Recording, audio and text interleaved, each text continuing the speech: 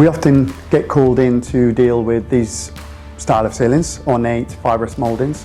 So my early career, yes, we'd brush, but very quickly we realised the benefits of spraying something like this. We'd obviously do all the prep, we'd give it a quick coat, and then what we do is finish it to this high level, and it's absolute perfection.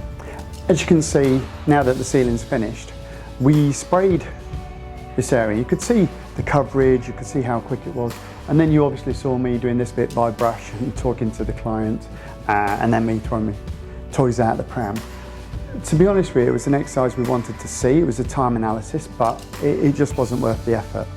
When you see the finished results, you can't achieve this kind of result with a brush or a mini roller. It has to be sprayed to get to this level.